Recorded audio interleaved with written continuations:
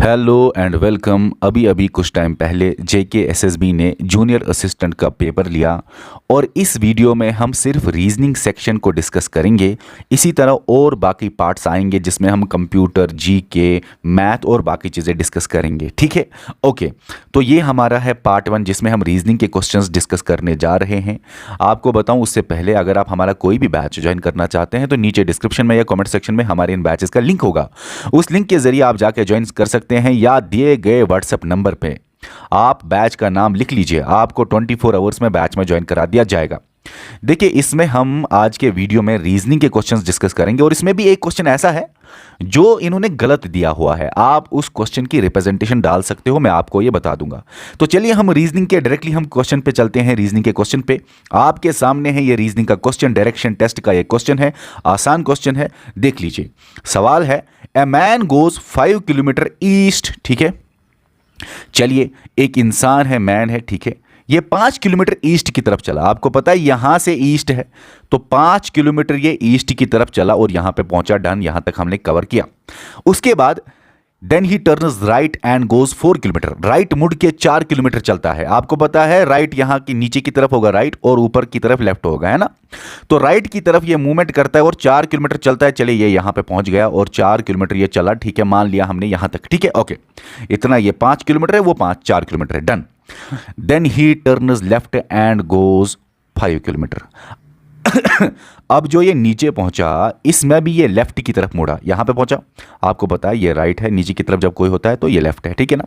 तो सवाल ये है then he turns left and goes 5 kilometre. अब ये लेफ्ट की तरफ चल के फिर से 5 किलोमीटर चल रहा है। ठीक है, अब ये लास्ट में यहां पे पहुंच गया तो 5 किलोमीटर ये फिर से चला। ठीक है, डन।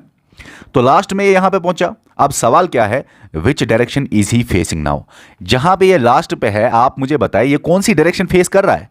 तो ये एरो कौन सी डायरेक्शन दिखा रहा है। तो आसान सा क्वेश्चन है, आपको पता है इस डायरेक्शन को क्या बोलते हैं। इस डायरेक्शन को बोलते हैं ईस्ट, है ना। ये डायरेक्शन है ना ईस्ट, तो ईस्ट यहां से पता है आपको, ये वेस्ट है, ऊपर नॉर्थ है, नीचे साउथ है। ये डायरेक्शंस आपको पता है। तो ये वाले डायरेक्शन को हम ईस्ट बोलते हैं, तो आंसर आपका ईस्ट होगा। तो इजी है क्वेश्चन, आंसर है ये आपका ईस्ट, क्वेश्चन नंबर 7 का। ठीक है, डन। हम नेक्स्ट क्वेश्चन पे चलते हैं नेक्स्ट क्वेश्चन पे।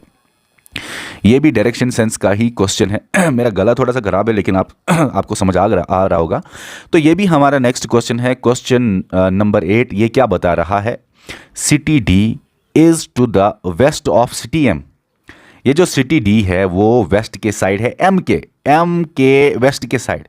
ये M है, M के वेस्ट के साइड सिटी D है। यहां तक क्लियर हो गया आपको, ठीक है, ओके। उसके बाद city R is to the south of city D। City R है D के साउथ में। सिटी R है D के साउथ में। D के नीचे ये है ना साउथ, D के नीचे ये साउथ है ना।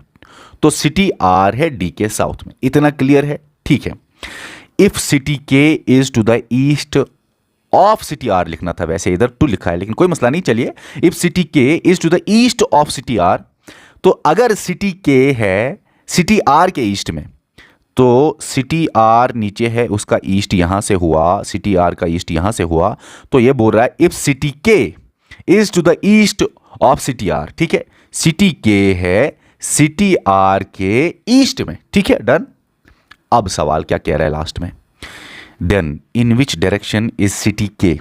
सिटी K किस डायरेक्शन में है located with respect to city D या in respect to city D। तो सिटी D के रेस्पेक्ट में सिटी D से अगर आप देख रहे हो तो सिटी K किस डायरेक्शन में लोकेटेड है। तो सिटी D से अगर आप देख रहे हैं तो सिटी K इस डायरेक्शन में है ना, इस डायरेक्शन में है। सिटी D से अगर आप देख रहे हैं तो सिटी K किस डायरेक्शन में है, तो इस डायरेक्शन में है ना। तो ये कौन सा डायरेक्शन हुआ, ये एरो कौन सा डायरेक्शन हुआ, मुझे बताइए ये कौन सा डायरेक्शन है। अगर ये ईस्ट है, ये वेस्ट है, ये नॉर्थ है, ये साउथ है, तो ये कौन सा डायरेक्शन है, ये कौन सा डायरेक्शन है, बताइए। साउथ ईस्ट इसका सही जवाब है। ठीक है, तो आंसर है D, साउथ ईस्ट इसका सही जवाब है, क्वेश्चन नंबर 8 का। ठीक है, नेक्स्ट क्वेश्चन पे चलते हैं।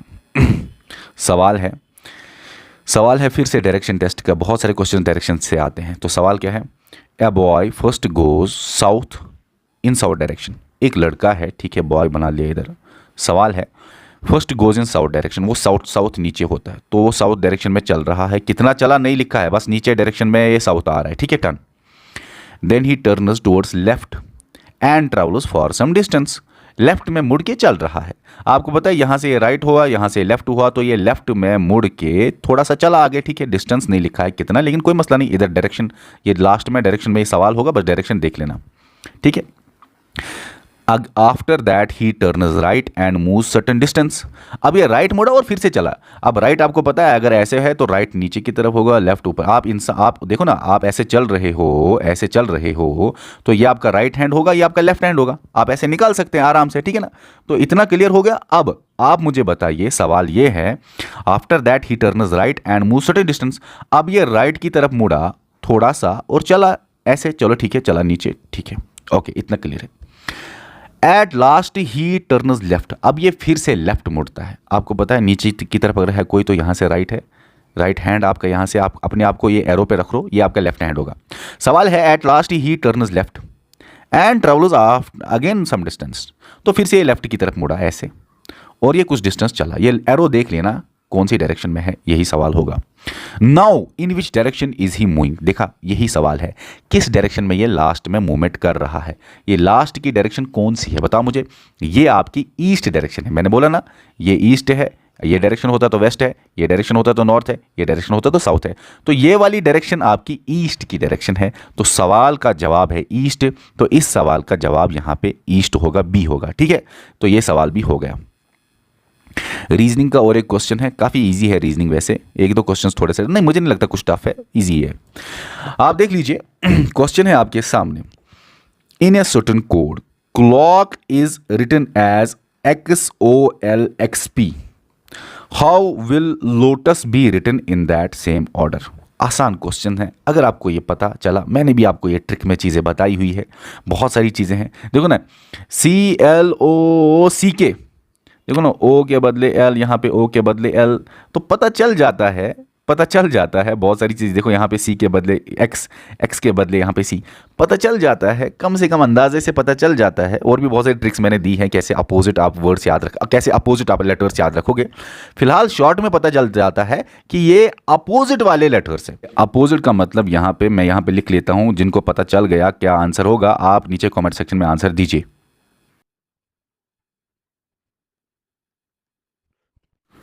तो आप समझ गए होंगे। देखिए CLOCK, देखो सी के साथ यहाँ पे एक्स है, एल के साथ ओ है, ओ के साथ एल है ना। आप यहाँ नीचे देखो या ऊपर देखो, ऊपर वाला ओ देखो तो एक ही बात है, ठीक है ना। ओ के साथ एल है, दो जगह आपने देखा।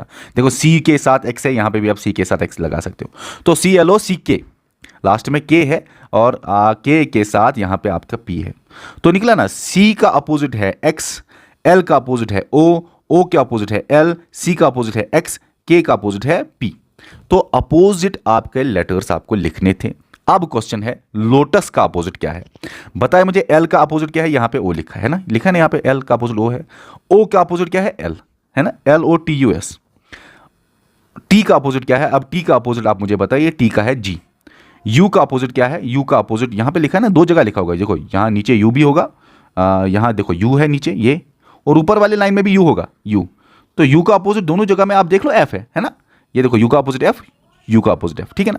तो यू का अपोजिट है एफ और लास्ट में एस का अपोजिट है, यहाँ पे आप देख लीजिए एस का अपोजिट है एच, एस का अपोजिट है एच। तो OLGFH आपका सही जवाब है। OLGFH आपका सही जवाब होगा इसमें। तो आसान था ये आपको अपोजिट लेटर बोलना था, बहुत आसान था, मुश्किल नहीं था इसमें। और नीचे वाला क्वेश्चन मैंने आपको बोला, ये आंसर ये है इस क्वेश्चन का, OLGFH। नीचे वाला क्वेश्चन भी ऐसा ही है। नीता का अगर ऐसा लिखा है, आपको बताना है ISIZHSNR क्या होगा। देखो नीता और इसके बीच में ये भी है, N का अपोजिट है M, E का अपोजिट है V, E का अपोजिट है V, T का अपोजिट है G, A का अपोजिट है Z। तो सेम क्वेश्चन फिर से दिया गया है। तो IZHSNR का अपोजिट क्या होगा, यहां पे देख लीजिए I, चाहे नीचे I देखो या ऊपर वाला I देखो, तो I का अपोजिट है R, तो लिखा आपने R। फिर Z बताइए, Z का यहां पे अपोजिट है A, ठीक है ना, ये देखो ना Z का अपोजिट है A। उसके बाद है तीसरा यहां पे H, एक सेकंड यहां पे मिड H का अपोजिट क्या है, H का अपोजिट, चलो ये वाला H का अपोजिट है S, ठीक है, तो आप RAS से निकाल सकते हैं आंसर। आंसर आपका RASHMI होगा। इसी तरह S का अपोजिट निकालो, N का अपोजिट निकालो, R का अपोजिट निकालो। S का अपोजिट होगा H, N का अपोजिट होगा M और R का अपोजिट होगा I। तो रश्मि है सही जवाब इसका। 11th क्वेश्चन का आपका रश्मि सही जवाब है। ठीक है, ओके। नेक्स्ट क्वेश्चन पे आते हैं। ये फिर से आपका अब ब्लड रिलेशन होगा। कोडिंग डिकोड, पहले आपका डायरेक्शन टेस्ट था, फिर कोडिंग डिकोडिंग और अभी आपका ब्लड रिलेशन। ठीक है, अभी आपका ब्लड रिलेशन से सवाल है, तो देख लीजिए। Pointing to a woman in a photograph, इसी क्वेश्चन में थोड़ा सा गड़बड़ है, क्योंकि इसके दो अलग अलग तरीके हैं निकालने के। एक में फादर निकलेगा, एक में एंकल निकलेगा। तो ये क्वेश्चन की रिप्रेजेंटेशन आप डाल सकते हो, क्योंकि इसने यहां पे यही नहीं लिखा है आप हर पैटर्नल लिखता या मैटरनल लिखता, आप हर मैटरनल ग्रैंडफादर या पैटर्नल ग्रैंडफादर, तो सही जवाब हम निकाल सकते थे। ठीक है,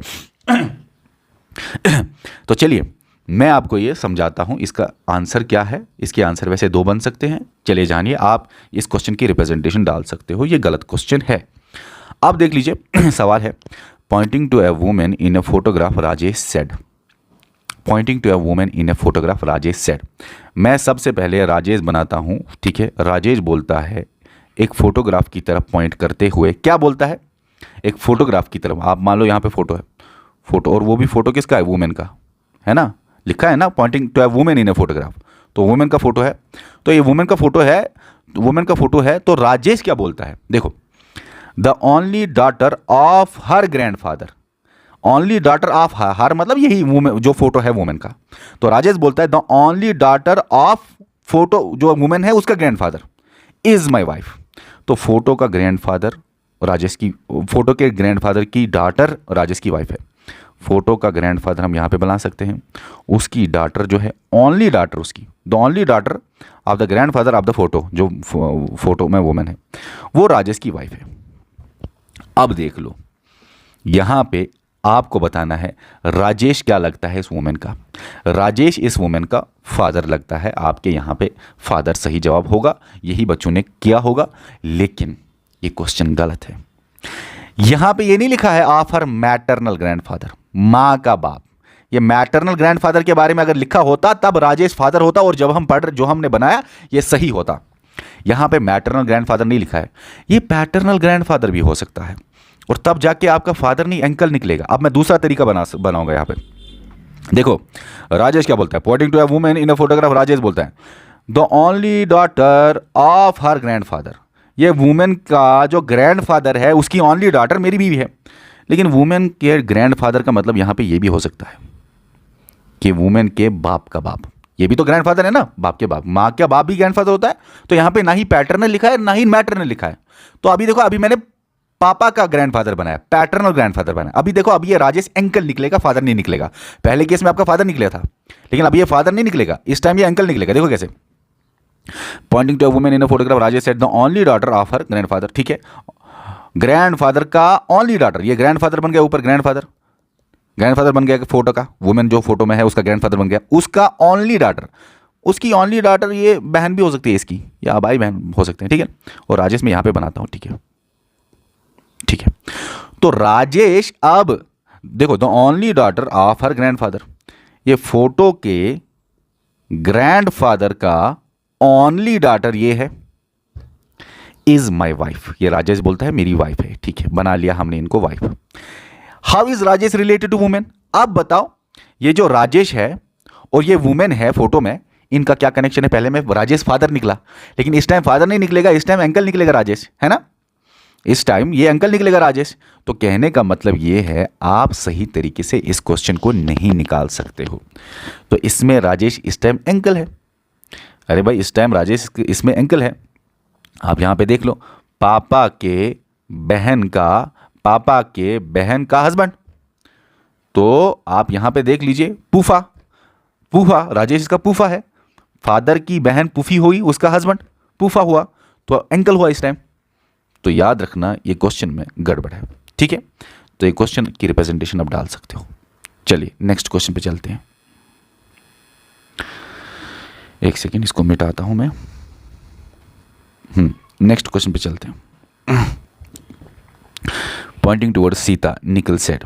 देखो, यहाँ पे इस क्वेश्चन में आपको याद रखना है सीता की तरफ पॉइंट करते हुए निकल बोल रहा है, ये भी ब्लड रिलेशन का ही क्वेश्चन है। देखो पॉइंटिंग टुवर्ड सीता, निकल सेड, निकल ने बोला, सीता को पॉइंट करते हुए निकल ने बोला, ठीक है। I am the only son of Nita's mother सन।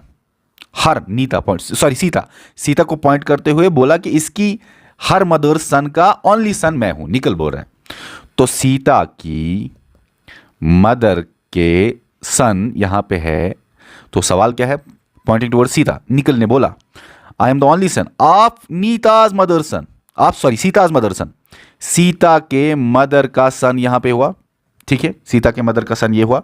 बोलता है I am the only son of her mother सन, इसके मदर के बेटे का मैं ओनली सन हूं, आई एम द ओनली सन। तो निकल अपने बारे में बोल रहा है कि मैं, निकल बोल रहा है सीता को पॉइंट करते हुए बोलता है I am the only son of her mother son, Sita के मदर सन का सन हूं मैं, सीता के मदर्स सन का सन हूं मैं, सन तो डब्बा बनने वाला है, सीता हर लिखा है ना, हर मतलब सीता फिर लड़की है, हर लिखा है ना, of her mother son, Sita के मदर्स सन का सन हूं मैं मतलब निकल भी सानी है, तो डब्बा है बॉय, गर्ल है गोल, ठीक है, ओके।